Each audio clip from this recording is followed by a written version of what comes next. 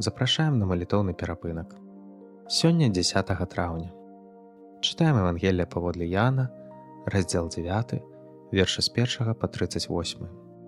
Аповесць пра аздараўленне сляпога і пра святло, якое адкрывае шлях да веры. Каментар дае грэка-каталіцкі святар айцец Ян Мойсейчык.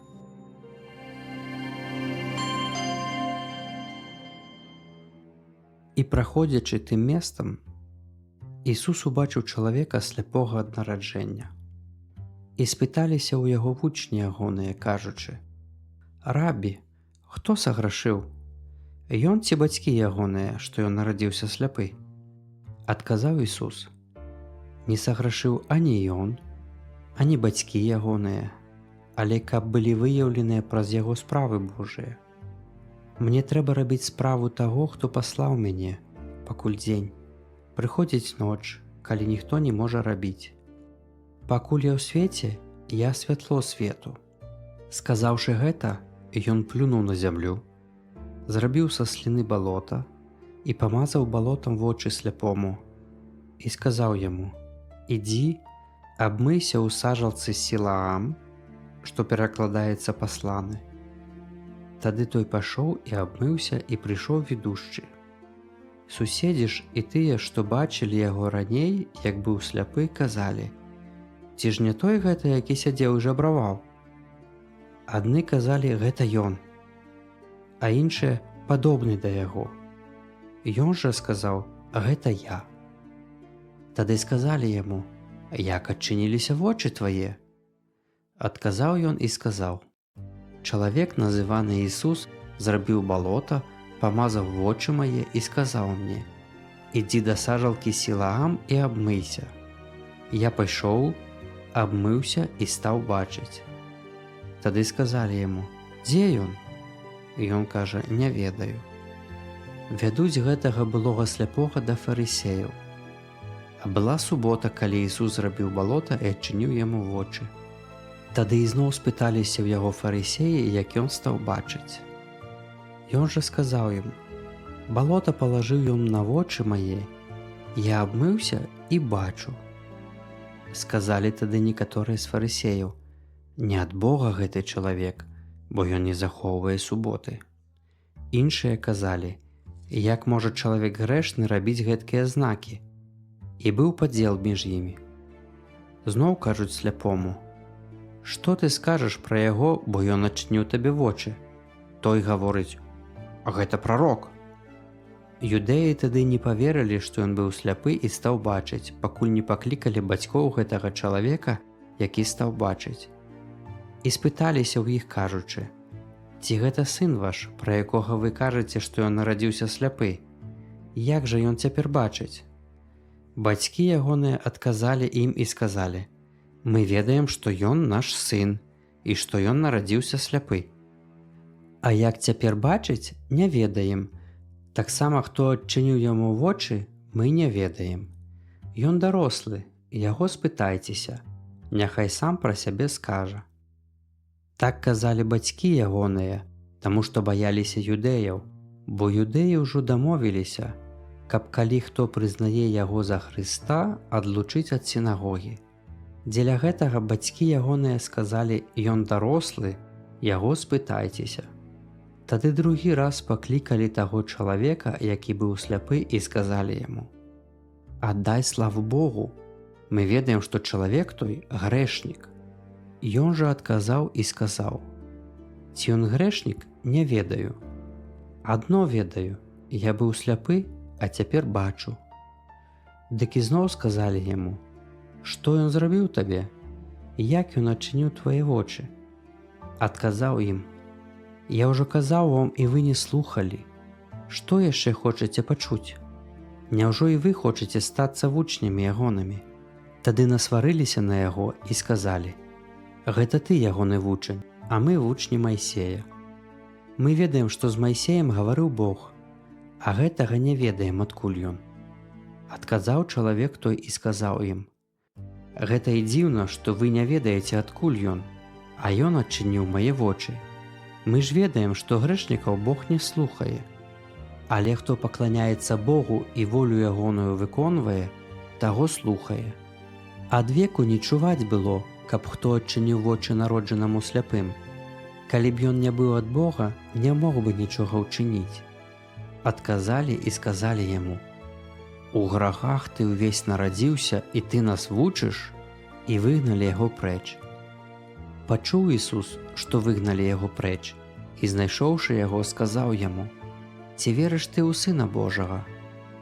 Той адказаў і сказаў: «А хто ён, пане, каб мне верыць у яго?» Ісус жа сказаў яму: «І ты бачыў яго, і той, які гаворыць з табой, гэта ён». Ён жа сказаў: «Веру, Господзе», і пакланіўся яму.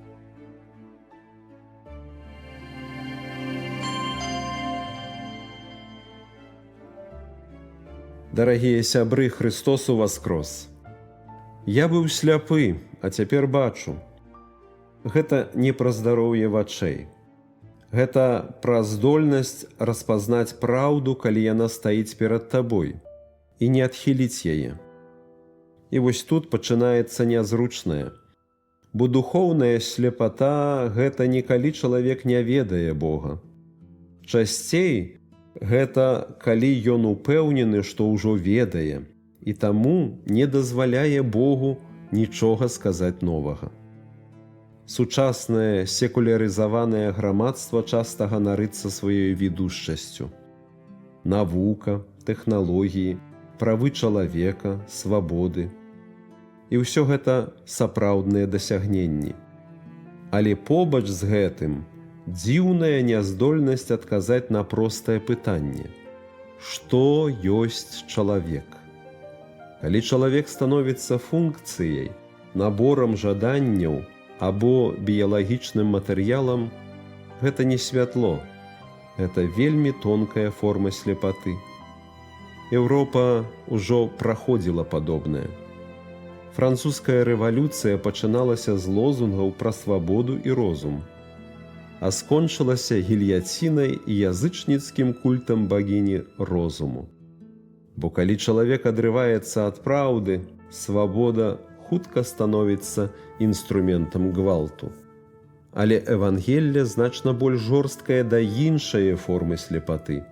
Сляпаты рэлігійнай супольнасці, якую сёння мы назавем царкоўнай. Там, дзе людзі, якія павінны распазнаваць Бога, пачынаюць абараняць не праўду, а свае схемы, свае культурныя коды і адкрыта палітычныя інтарэсы. Гэта не толькі пра старажытных фарысеяў. Калі сёння святар, епіскап, тэолаг ці просты вернік падганяе Евангелле пад «абы было спакайней», калі праўда мякчэе, каб не выклікаць напружання, калі замест навяртання прапануецца камфорт. Тут важна адразу ўдакладніць, праблема не ў камфорце як такім. Ніхто не закліканы жыць у галечы ці штучна пакутаваць, як любяць гэта сабе ўладжваць, а потым гэтым выхваляцца некаторыя праваслаўныя ў двухкосці, асабліва манахі. Праблема ўзнікае тады, калі камфорт або яго адсутнасць становяцца крытэрыем праўды. Гэта тая самая сляпата, толькі ў больш вытанчанай форме. І наадварот, калі традыцыя пераўтвараецца ў мёртвую форму, якая ўжо не вядзе да жывога Бога, а толькі сама сябе захоўвае, яна таксама можа асляпляць. Царква жыве традыцыяй, але не традыцыяналізмам. Жывая традыцыя – гэта рух Святога Духа. Мёртвая – гэта страх перад рухам. Ёсць яшчэ больш радыкальны прыклад. Сёння мы бачым, як рэлігія можа выкарыстоўвацца як апраўданне гвалту. У вайне супраць Украіны расейская ідэалогія рускага міра абапіраецца на скажонае ўяўленне пра святую місію, пра праўду веры. Але тут не проста памылка. Тут сляпата, якая стала ідэалогіяй. Калі Евангелле, у якім Христос аддае жыццё за людзей, пераўтвараецца ў апраўданне забойства, гэта не абарона веры. Гэта поўная страта зроку. Гісторыя ўжо ведала такое. Дастаткова ўспомніць 30гадовую вайну, калі хрысціяне розных канфесій знішчалі адзін аднаго ў імя Бога. І заўсёды механізм той самы. Чалавек упэўнены, што ён бачыць, і таму не правярае сябе перад Богам. Што ж тады значыць бачыць? Гэта не інтэлектуальная яснасць і не ідэалагічная упэўненасць. Гэта здольнасць дазволіць Богу быць Богам, а не дадаткам да маёй карціны свету. Гэта ўнутраная свабода, у якой чалавек гатовы страціць нават свае ўяўленні пра правільнасць, калі Бог адкрывае нешта глыбейшае. Менавіта таму у Евангеллі бачыць пачынае той, хто не меў на што абаперціся, а губляе зрок тыя, хто меў занадта шмат апор. І ў традыцыйным тлумачэнні Торы, то бок святога Пісання, і ў паданні старцаў, па-нашаму святых айцоў, і не хацеў іх, гэтыя апоры, страціць. Аднак вернемся да нас, бо тут пытанне не пра іх, ні пра Еўропу, ні пра Расею, ні пра фарысеяў усіх часоў, народаў і іхніх рэлігій. Пытанне пра мяне. Ці не стаў я чалавекам, які ўжо ведае, як павінен дзейнічаць Бог?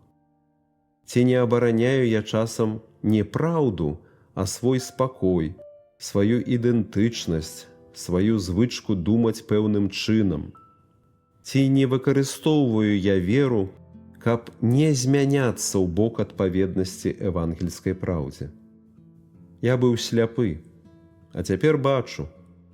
Гэта заўсёды звязана з рызыкай. Бо калі ты пачынаеш бачыць, ты ўжо не можаш жыць як раней. Але менавіта з гэтага і пачынаецца жыццё ў праўдзе.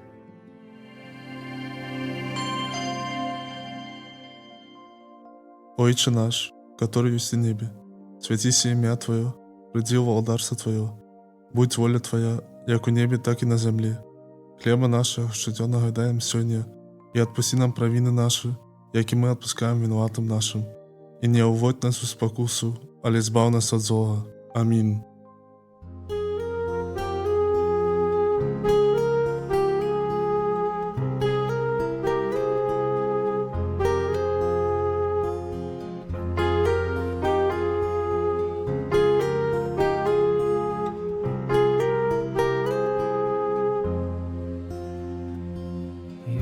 Хочу с тобою жить, мой избавитель дорогий.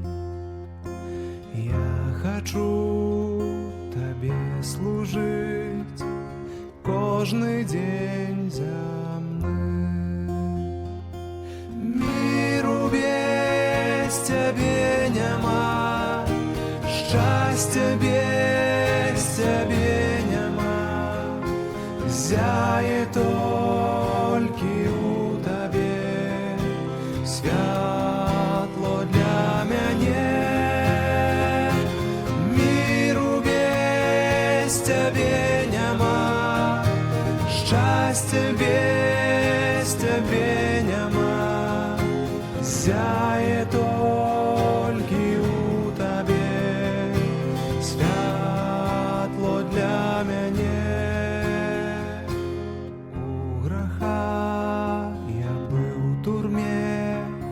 Зяє звольніў ты мяне, мёртвага, якім я быў, з мёртвых воскресіў.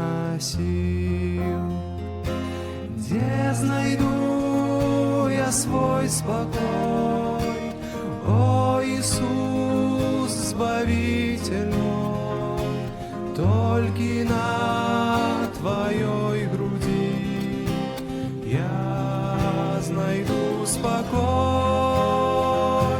Где знайду я свой спокой, о Иисус, Збавитель мой, толькі